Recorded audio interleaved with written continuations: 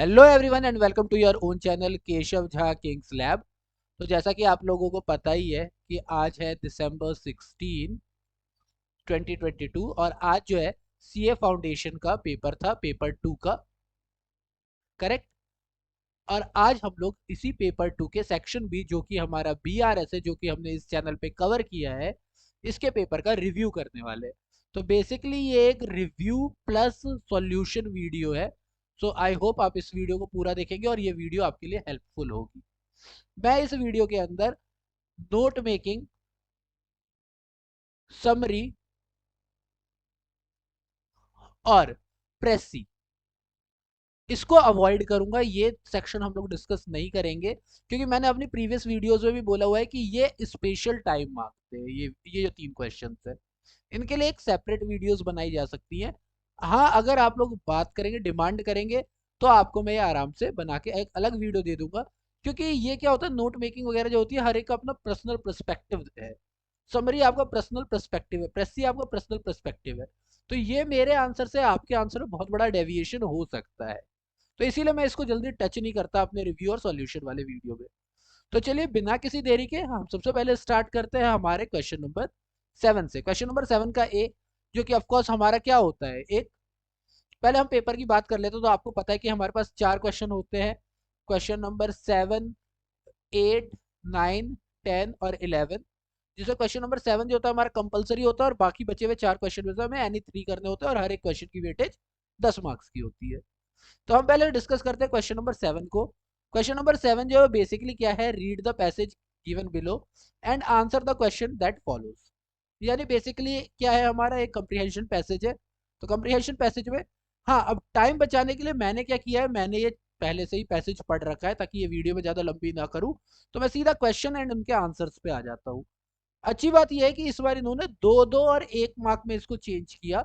2-2 and 1 mark कर दिया, वरना यूजुअली ये 1-1 मार्क के 5 क्वेश्चन बना देते थे। तो ठीक है, हम थोड़ा बड़ा आंसर दे देंगे। यहाँ पर बोला हुआ है, how do our thoughts affect our action. यानी हमारे थॉट जो है वो हमारे एक्शन को कैसे करते हैं। यानी कि अगर आपके पास पॉजिटिव थॉट है तो पॉजिटिव एक्शन होगा, नेगेटिव थॉट है तो नेगेटिव एक्शन होगा। यही बात बोली हुई है। ये बात क्लियरली हमारे यहाँ पर देखो मेंशन की हुई है, आपको दिखाता हूँ। ये, if we observe ourselves, we can easily mold our thoughts. If our thoughts are pure and noble, our actions will naturally follow the same pattern. If our thoughts are filled with jealousy, hatred, and greed, our action will reflect the same attributes. सीधा सीधा answer दे रखा था, कोई ज्यादा दिमाग लगाने की जरूरत है ही नहीं हमें इसमें। देन हम लोग सीधा सेकंड क्वेश्चन की बात करते हैं।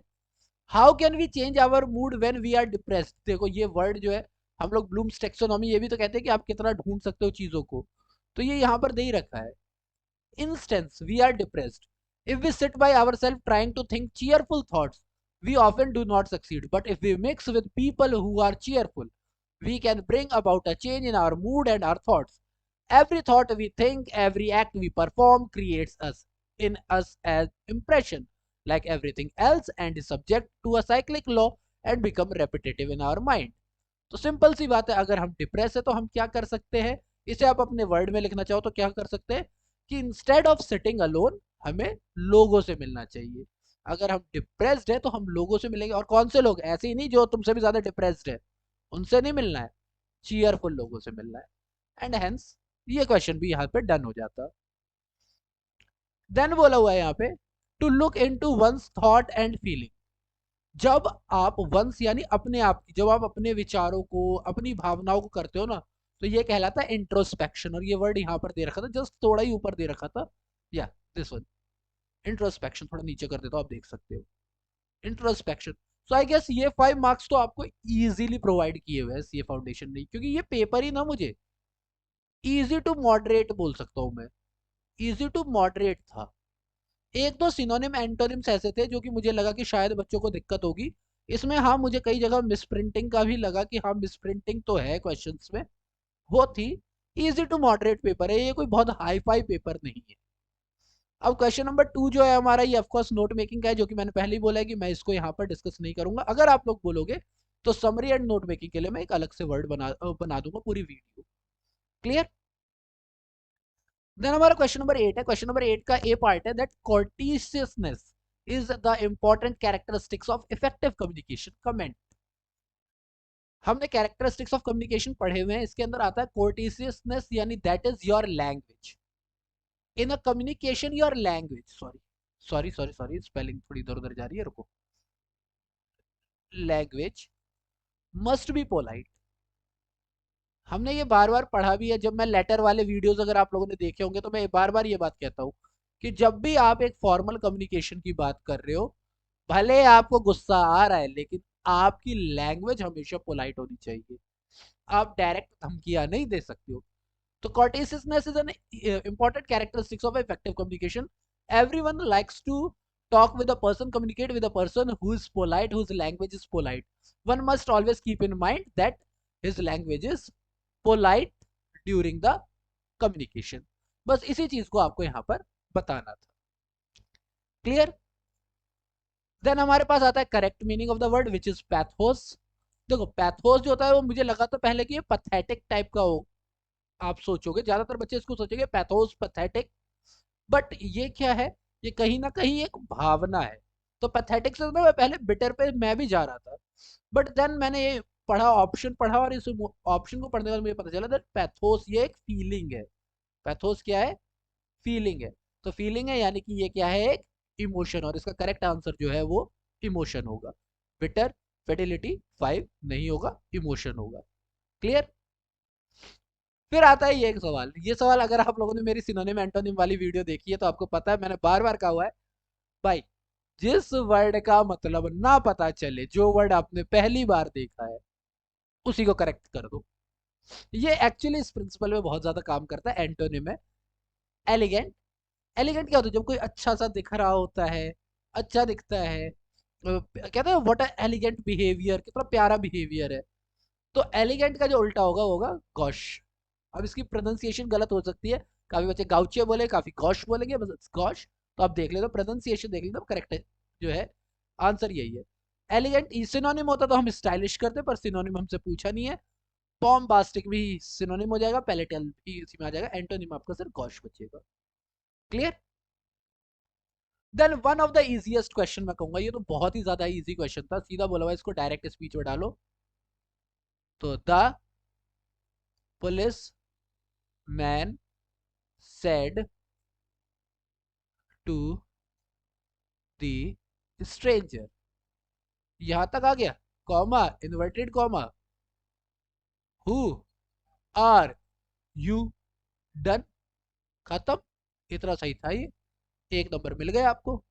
तो क्वेश्चन नंबर 8 भी कुछ मुझे कुछ खास नहीं लगा। प्रेसी ऑफ कोर्स मैं यहाँ पे डिस्कस नहीं करने वाला हूँ, अगर आप बोलोगे तो प्रेसी का मैं अलग से वीडियो बना दूंगा। तो क्वेश्चन नंबर 8 में भी 5 मार्क्स उठाना बहुत ईजी था। Then question number 9, how attitude barrier affect communication in an organization. ये वही वाली बात है कि हर एक आदमी जो है उस इंसान से बातचीत करना चाहता है जिसका पॉजिटिव एटीट्यूड है, जो रेडी टू टेक एक्शन है, जो डिसीजन मेकिंग कर सकता है। अगर किसी का लेजी है, अनसेटिस्फाइड बिहेवियर है, तो उसके साथ ऑर्गेनाइजेशन में दिक्कत होगी होगी, क्योंकि कोई भी ना तो उसके साथ बात करना चाहेगा और ना ही ये डिसीजन लेने में एक्टिव हो पाएगा। तो बेसिकली आपको यही बताना था। पर अगर आपने ये क्वेश्चन नहीं किया है तो यहाँ पे आता है एस्थेटिक कम्युनिकेशन। तो हमने बात की हुई है कि जब भी हम अपनी आर्ट फॉर्म के थ्रू, चाहे वो म्यूजिक है, डांस है, पेंटिंग है, इनके थ्रू जब हम बातचीत करते हैं, तो that is known as aesthetic communication. सीधा सीधा डेफिनेशन लिख दी थी, बात ही खत्म। नाउ क्योंकि अभी सुपर हीरोज का टाइम चल रहा है, तो ये वर्ड तो मुझे लगा ही नहीं कि कोई बच्चा छोड़ेगा। Choose the word which best express. Best express का मतलब सिनोनिम्स होता है। सो ऑफ कोर्स हम बात कर रहे हैं ऑल्टर ईगो की। ऑल्टर ईगो क्या होता है, बैटमैन का, सॉरी बैटमैन का नहीं, ब्रूस वेन का ऑल्टर ईगो बैटमैन है। टोनी स्टार्क का ऑल्टर ईगो आयरन मैन है। इसका मतलब आपका जो सेकंड सेल्फ है that is your alter ego. Clear. Then again हमसे अगेन सिनोनिम में पूछा है, मुझे लगा कि ये हाँ कुछ बच्चे होंगे जो इस वर्ड को लेकर के थोड़े कंफ्यूज हुए होंगे। करेक्ट है, एम्बीवेलेंट। बेसिकली एम्बीवेलेंट का मतलब होता है जो चीज निश्चित ना हो। So that is of course uncertain is the correct answer. Then यहां पे था change the following sentence into indirect speech. ये थोड़ा सा फनी सेंटेंस कह सकते हो आप, ठीक है। क्योंकि आप इसको रिबंक्ड वर्ड भी यूज कर सकते हो, बाकी स्कॉल्डेड भी कर सकते हो, बेसिकली डांटने का ही है। पर इसके बाद जो चीज होगी ना वो बड़ी फनी होगी, क्योंकि क्या होगा इसमें, द ट्यूटर, मान लो मैं स्कॉल्डेड लगा देता हूँ, स्कॉल्डेड सोनू दैट इफ, अब क्योंकि ये यू है, यू होता है सोनू के हिसाब से, अब मैं मान के चल रहा हूँ कि ये जो सोनू है ये मेल है, फीमेल नहीं है। हालांकि ये नाम लड़के और लड़की दोनों का हो सकता है, बट फिर भी हम ले रहे हैं। So if he do not, हो जाएगा did not finish your project, तो हिज प्रोजेक्ट। देन आता है आई विल, तो ये जो आई है ये तो हो जाएगा हमारे द ट्यूटर के हिसाब से। अब ये ट्यूटर भी क्या है, मेल ही मान के चल रहा हूं मैं इसे, तो अगेन मुझे क्या यूज करना पड़ेगा, ही।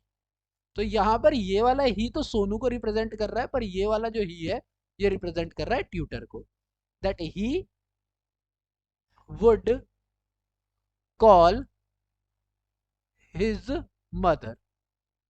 ठीक है, तो अगर ये बनाने में आपको लग रहा है थोड़ा सा अजीब लग रहा है कि हाँ भैया यहाँ पे फंस सकते हैं बात, तो आप एक काम कर सकते हो, सोनू को आप फीमेल मान लो, क्योंकि जैसे ही आप सोनू को फीमेल मानते हो तो आपका ये सेंटेंस क्या बन जाएगा, the tutor scolded Sonu, saying that saying that if she did not finish her project, her project, ठीक है, her project, ही ही का मतलब यहाँ पे टीचर के लिए हो जाएगा, शी हो गया सोनू के लिए, ही विल, सॉरी विल नहीं, would, he will would call her mother. ठीक है, तो यहाँ पर आपका हर हिज वाला पंगा जो है वो हट जाएगा, आप फीमेल मान के भी कर सकते थे। Now this is one of the easiest question, I think आपको टाइम लगेगा लिखने में बट बहुत ही इजी था, कि hectic schedule of academic leads to neglect the sports and co curricular activities, it badly affects the molding of personalities of an individual and her overall development.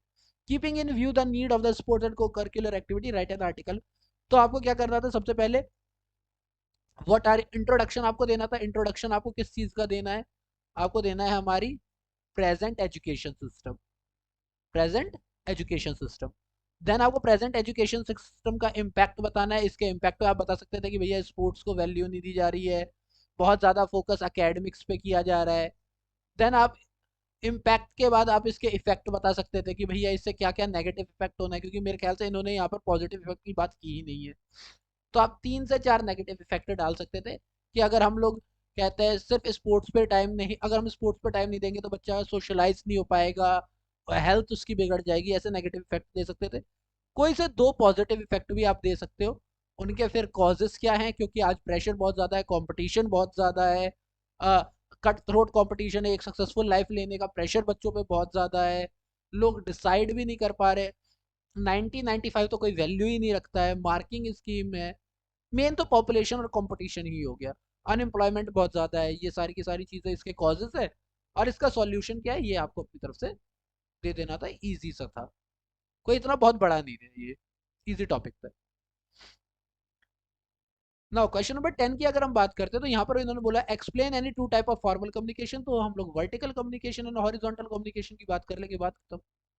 जो subordinate और supervisor के बीच होता है वो वर्टिकल कम्युनिकेशन, जो same level के लोगों के बीच होता है उसे हम लोग क्या कहते हैं, horizontal communication.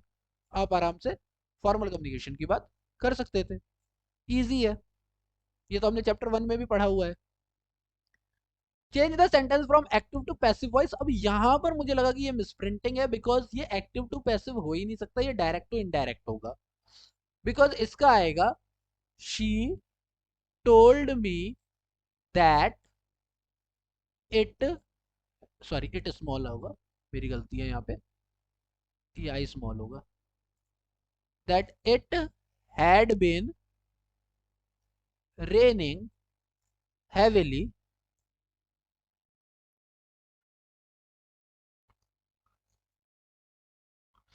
heavily and because of course you है, यू होगा मी के हिसाब से, तो आई के हिसाब से होगा आई कुड नॉट गो, ये इसका आंसर होगा। आई डोंट नो इन्होंने एक्टिव टू पैसिव क्यों लिखा, क्योंकि ये डायरेक्ट टू इनडायरेक्ट का क्वेश्चन था, कंफ्यूज क्यों किया बच्चों को, so I don't know. Then again the passive to active, ये तो इजी था, बाय द टीचर बोला हुआ है तो हम स्टार्टिंग ही कर लेंगे द टीचर से। उसके बाद वर्ब पनिश्ड है, यानी वर्ब वॉज वर्ब के साथ वर्ब की फर्स्ट फॉर्म दे, थर्ड फॉर्म दे रखी है, तो इसका मतलब हमें सिर्फ वर्ब की सेकेंड फॉर्म करनी है।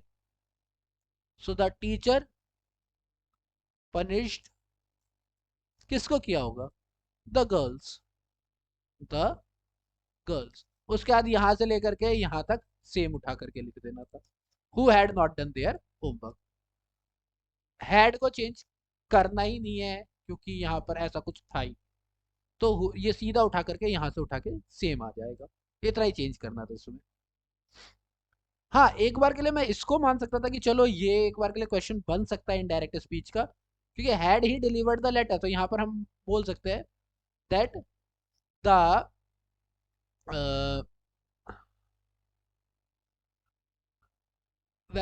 हाँ, क्योंकि वैसे ये होना चाहिए था पैसिव वॉइस का, पैसिव वॉइस का होता तो इसका बहुत इजी होता बनाना, पर अगर इनडायरेक्ट में ही है तो हम लोग बना सकते हैं the postman post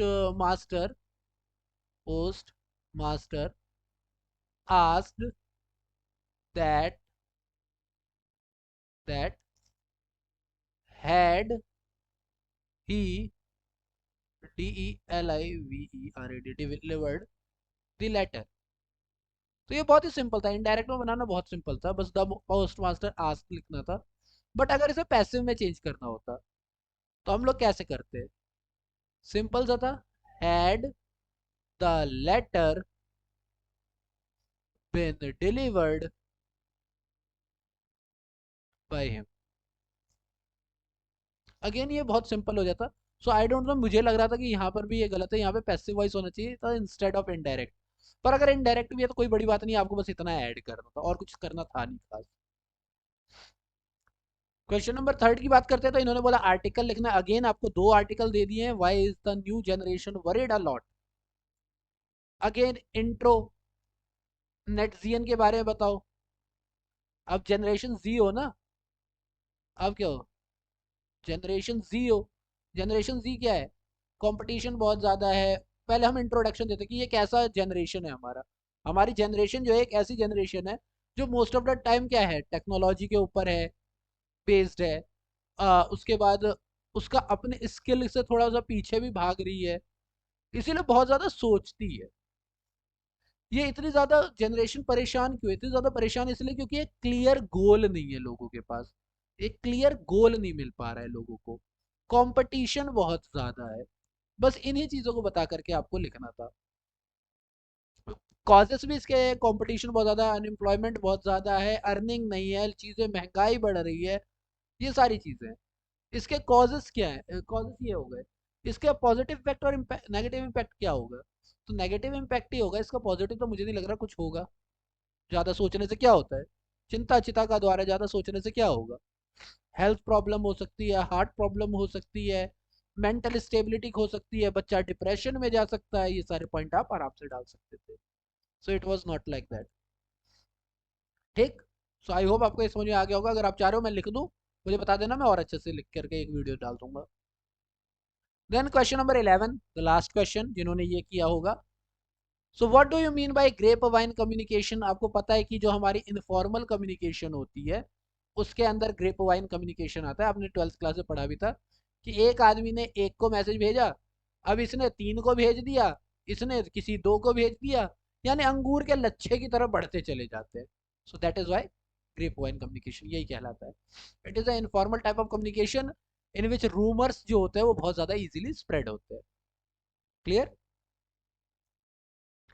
then ये है जिसके अंदर बोला हुआ है correct meaning of idiom and phrase, grasping of straws, जब घास नोच रहे होते हो ना तो आप काम तो नहीं होते। आपने अगर गार्जियन ऑफ द गैलेक्सी देखी है first part, guardian of the Galaxy, तो उसके अंदर ना वो जो हमारा ग्रूट कह रहा हूँ सॉरी, जो हमारा रॉकेट रकून है, वो एक टाइम पे ना एक झाड़ी को लात मार रहा होता है और वो कहता है कि I am beating around the Bush.